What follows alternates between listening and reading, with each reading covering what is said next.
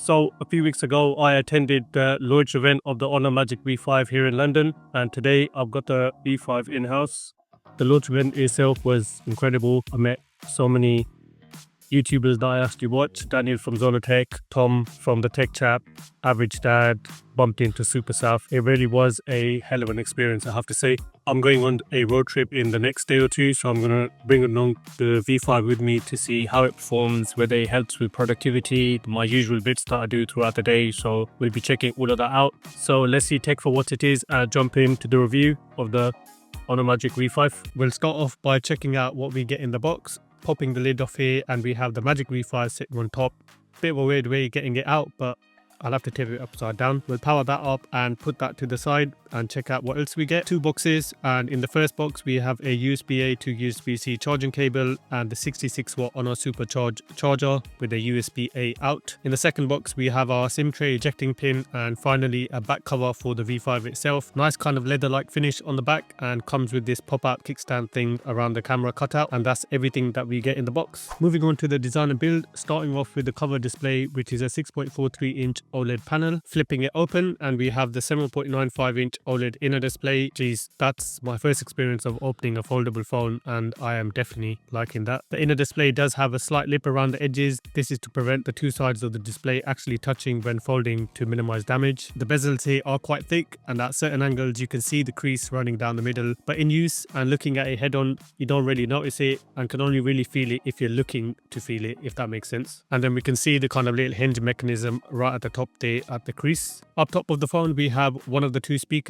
along with a microphone and some antenna lines. Down the side we have the volume buttons, and then the power/lock button, which is also a fingerprint reader, and more antenna lines. Around the bottom we have the second speaker, 3 microphones and the USB-C port, and yeah, more antenna lines, and then the spine or hinge running along the side here. SIM tray itself has space for 2 nano SIMs, and the V5 is also eSIM compatible. We have the 20 megapixel wide camera here on the inner screen, and then the same 20 megapixel camera on the outer screen too. Then turning to the back of the phone, I have the black colorway here. It has a nice classic look to it, I have to say. It also comes in this dawn gold and ivory white here in the UK. Personally, I really like the look of the ivory white. The finish here is a special fiber.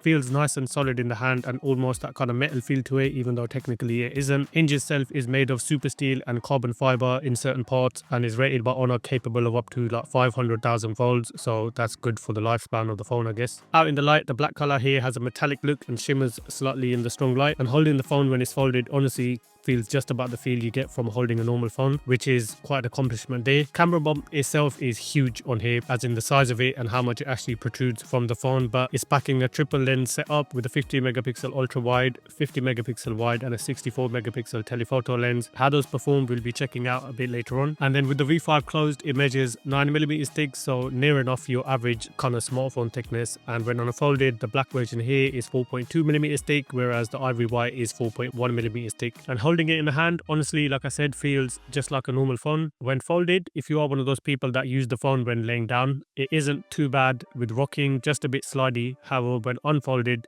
then it's literally unusable as it rocks all over the place. Nice and satisfying snap when folding it shut, and a reasonable amount of friction on the hinge too. I'll try to unfold it with one hand, and yeah, that's a bit difficult, but if you give it a little flick, it opens up. And you can use it laying on the table with a partial fold, but it seems it does get to a certain point and then the hinge gives way and snaps open, but does have a decent angle just before it does for you to sit and use it comfortably in that way. So let's check out the displays on the Magic V5. After all, foldables have to impress in this area. We'll do a deep dive into what the cover screen and inner screen are both capable of, so let's jump into it and see what we're dealing with. Starting off with a quick look at the display settings, you have your light and dark mode. Peak brightness here comes in at 1300 nits for the inner screen and 1800 nits on the outer screen, with a peak HDR brightness of 5000 nits, which is really high. Outside, the display performs well in strong light, but will struggle in direct sunlight, of course, but generally perfectly legible in stronger lighting conditions. We have font settings with size and boldness options. You can adjust the size of the display itself. Color modes, we have normal and vivid, and then different temperature controls. The usual ebook mode, which turns the display black and white, and then refresh rate with dynamic, which will adjust automatically, along with standard at 60 Hz and high topping out at 120 Hz. And you can enable apps that are allowed to use the 120 Hz refresh rate. We have the Honor video video enhancers with super dynamic display and vivid display. And then for the always on display, you can pick from full screen, partial screen, and the display mode with options like tap to show, set a schedule, or have it on all day. And then of course Honor's eye comfort and display features with circadian night display, defocus eye care, natural tone eye comfort, and then options for the PWM dimming from the classic UHF at 3840 Hz or eye comfort UHF at 4320 Hz. So good to see you have different options there for those people that suffer from PWD dimming on OLED displays. When it comes to streaming, YouTube supports the max 4K 60 FPS HDR. The displays on the V5 are amazing, both outside and in, but for me, I'm drawn to that inner display. Honestly, the images just look so much better on that display. They have almost like a popping out of the display kind of feel, like there's no gap that you can discern between the screen and the content, is the best way I can explain it. And yes, the content itself is bigger on the inner display, obviously, but to get it a tiny bit bigger, you have to rotate the phone, which I found myself doing quite a lot. On Netflix, we get wide one level 1 along with HDR10 and Dolby Vision support, so maxed out there. And yeah, as I said, really good experience with inner screen. Colors pop nicely without being overly saturated, and they have a good accuracy too. It's as sharp as you could want it to be and just performs solid for both outer and inner screens. And you can always do a partial fold and have content displayed on one half, giving you kind of a built-in kickstand of sorts. But I definitely enjoyed watching things that way for sure. So when it comes to display out, we'll quickly have a look. You can connect a USB-C cable to the V5 and connect to a monitor, and it defaults to mirroring the phone itself with basically the same resolution or ratio output, so you have some massive black bars on the side. Wasn't really enjoying that, and I couldn't figure out how to change that. However, in the easy projection settings, you can hit projection mode and then select desktop mode, which transforms the whole experience into this monitor display like a PC layout, and the V5 acting like a touch panel to control the cursor. Nice interface, I have to say, and has some useful features with things like creating folders, which is super handy, and it just works with no problem scrolling through apps or whatever else it is you need to do. You have your notification center and control panel options on the bottom right, so for working, productivity, along those lines, and you want a more desktop setup, then this is going to work well for you. So now let's check out the speakers. On here we have two, so we have one on the top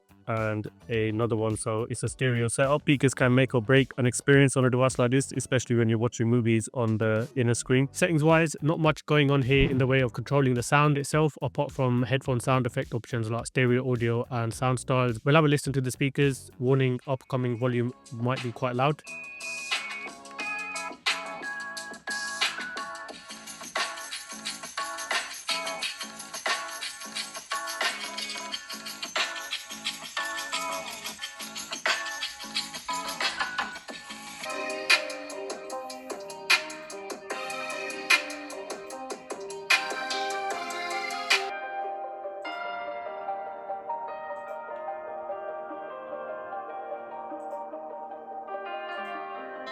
Our hearts beat to the city streets. We begin to feel the fire. Morning, boys. Go to school, Summer. I'll go in Maury's memory and do a little... Lance to the cosmic slaughter! Well, you seem to...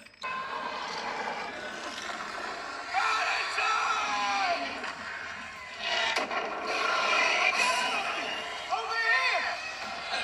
Check this out! Are you alright? I found the officer! Looks pretty banged up! No sign of your daughter! So to wrap it up, on the audio side, the V5 speakers are good. They offer solid stereo separation, clearish mids, and get loud enough for movies or videos without distorting, at least from what I experienced. A few quirks though: the diagonal speaker layout means you might block one of them accidentally depending on how you hold it. But all in all, they punch well above what you might expect from most foldables, worthy for media, calls, and daily use, I'd say. Alright, performance and software time. This is where the Magic V5 either makes you believe in foldables or makes you miss the simplicity of your normal slab phone, and I'm happy to say that this one does lean heavily into the belief. Under the hood, you've got the Snapdragon 8 Elite paired with 16GB of RAM and 512GB of storage. Runs MagicOS 9.0.1 based on Android 15, and Honor do promise 7 years of updates of OS and security, which is really good, and that can vary by region. But using it, apps open instantly, whatever ones you're opening, YouTube, Gmail, Chrome, no lag. You can use pop-up windows, and you have the sidebar, which lets you open up floating windows easily. And when it comes to typing up notes, you have the extra wide keyboard so you can use your thumb to type and then switch it to the folded mode and type away like on a mini laptop. And you have the multi-flex mode. You can have 3 full apps running side by side. When unfolded, it isn't just fixed splits. One app can hang off the side slightly and you can tap it back in when you need it. So very useful there if you're one of those people that likes running multiple apps on the display at one time. So performance for me, absolutely fine. From the Snapdragon 8 Elite, you know, you're just getting near enough highest that you can get in Android phones at the moment. So no problem there. It can handle anything that you throw at it. Let's check out some gaming on here and really push things to see how it handles heavy load. I'll start off by pairing my PS5 controller. Battery is on 94% and I'll turn on performance mode. I'll bring the brightness down a little bit and turn up the volume a tiny bit as well. On device temperature, monitor is saying we're at 29 degrees Celsius. Ambient room temperature is 22.1 degrees Celsius. And my thermal gun is picking up 31 degrees at the highest. First game, COD Mobile, and we have max graphics along with ultra frame rate, and I'll turn on everything else too. Starting off with a multiplayer game, and on Game Manager, I've got it set to game here too. Would have been nice if we could have tracked FPS here, but we don't have that. And as you would expect, exceptional performance. Graphics look nice and crisp, though the aspect ratio here is a little jarring to start off with, as I'm used to, you know, a wider view on classic phones. Game is running nice and smooth. 15 minutes in and still solid gameplay. And I just, what kind of gun was that? Sometimes this whole Call of Duty stuff just gets a bit too much for me. Let's switch over to ultra frame rate, which sets the graphics to medium, and now we're getting that super smooth gameplay, noticeably smoother than before. And if you want to push it with the high FPS, then you won't be disappointed here. Battle Royale mode is set to the same graphics with ultra frame rate, and same situation as before, super smooth gameplay, though I'm sure the FPS cap here is lower than what we get on multiplayer because it's smooth but not as smooth as we had in multiplayer. 22 minutes of that and a quick temperature check, and my gun is picking up 38 degrees near enough around the middle of the screen and to the left, and the phone is feeling a bit warm around the back where the camera module is and the sides of the frames up there. Roblox next, and again max out the graphics here and the same on additional settings, and again super nice graphics with really smooth FPS, no lag or stutter that I could see here. So no matter what game you're playing here, whether it's Driving Empire or How to Train Your Dragon, you're going to get solid gameplay across the board. Now I want to really test it here, Wuthering Waves, and as usual graphics are maxed out on every setting, and same story, excellent graphics here on this game along with super smooth FPS, intense fighting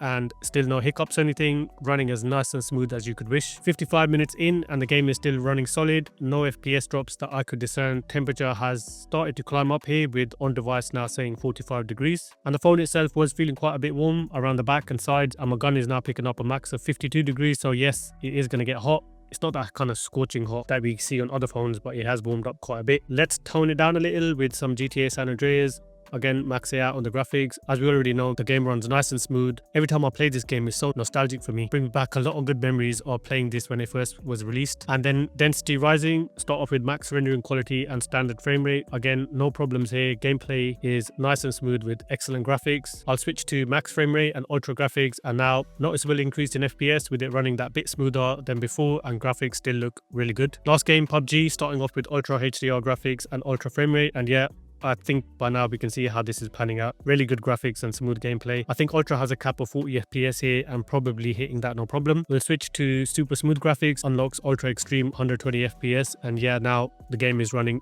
super smooth compared to before. Graphics have taken a hit, no doubt, but still look okay. The phone has cooled down quite a bit from before, now picking up a max of 40 degrees, so while still a bit warm, nothing crazy. Will warm up a little when pushing it hard, but every device will do that. It's nothing crazy hot, and seems like any cooling that I have got going on is working to a certain extent. Battery finishes off at 67%, so a loss of 27% after an hour and 16 minutes of back-to-back gameplay, which isn't the best I've seen, but still a good performance with the ultra thin V5 here. Overall, solid gaming experience, I'd say, as long as you're okay with that odd aspect ratio, but again, you can always switch to the cover display and have that more traditional experience there, I guess. Overall, satisfied, good gameplay on here, and having that large screen really does make gameplay a lot more immersive as well. So when it comes to the battery, the OLED V5 is packing a 5820 milliamp hour silicon carbon battery, so that's high density battery there. It supports up to 66 watt supercharge, so that's 0 to 100% in 45 minutes, so not bad at all, to be honest. And it also supports 50 watt wireless charging. In the battery settings, we have your estimated time remaining along with performance mode and power saving modes to help prolong battery life when needed, and then optimization, which will make adjustments to help battery life, custom charging, and you can limit the max charge here, and then the usage graph showing battery consumption over time. And for me, I'm actually quite impressed for a foldable. Yes, it is a large 5820 milliamp hour battery cell in the first place, so that's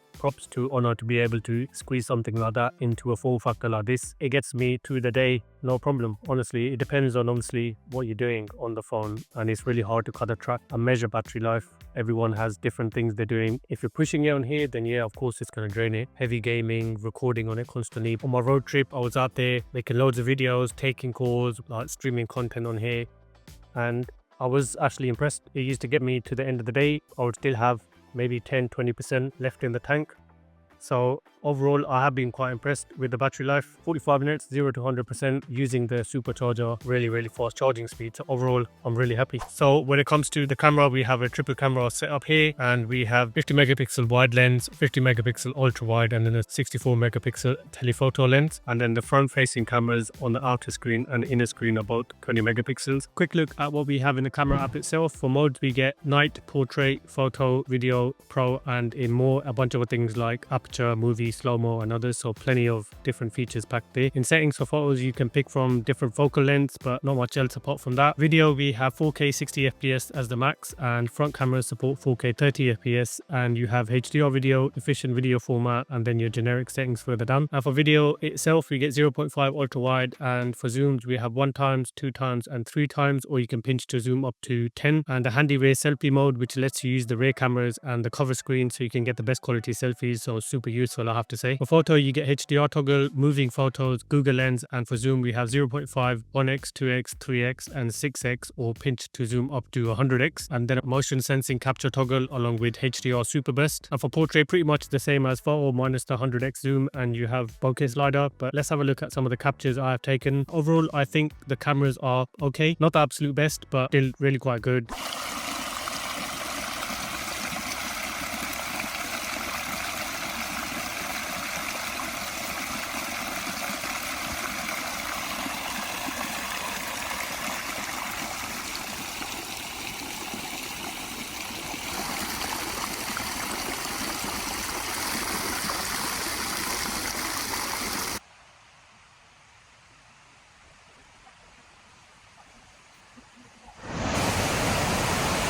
Noise reduction off.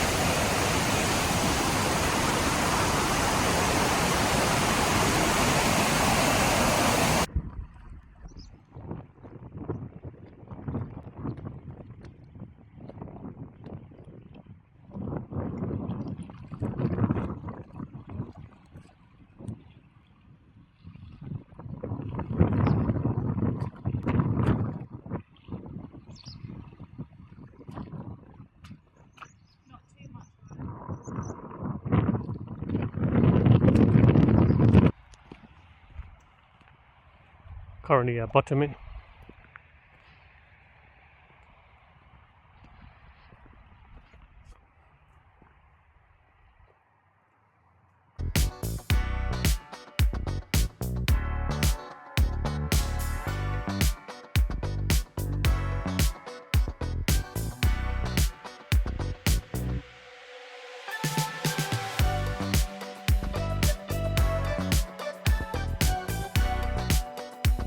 So after living with the Magic V5 for a while, here's where I land. This is a very compelling foldable. Its slim design, water and dust resistant, bright displays, and the 3-app multitasking setup make it more than just a novelty. It feels like a phone that you could use every day. The form factor is really good here. When folded, about the thickness and size of your normal traditional slab phone, and then you have the option to obviously open and unfold to a much larger display, which is my favorite part and obviously is the main point of a foldable. Yes, there are trade-offs. The camera bump is really big, and MagicOS still has maybe a few rough edges, but honestly those don't really take away how much Honor has pushed the category forward here. They have done an amazing job. If you're after a foldable that looks good, multitasks like it means business, and doesn't really make you feel like you're compromising too much, the Magic V5 is absolutely worth considering. It may not be a flawless foldable, but it's one of the almost perfect ones out right now. So that's my review of the V5. Hope you enjoyed this one, and I will catch you in the next one. Take care.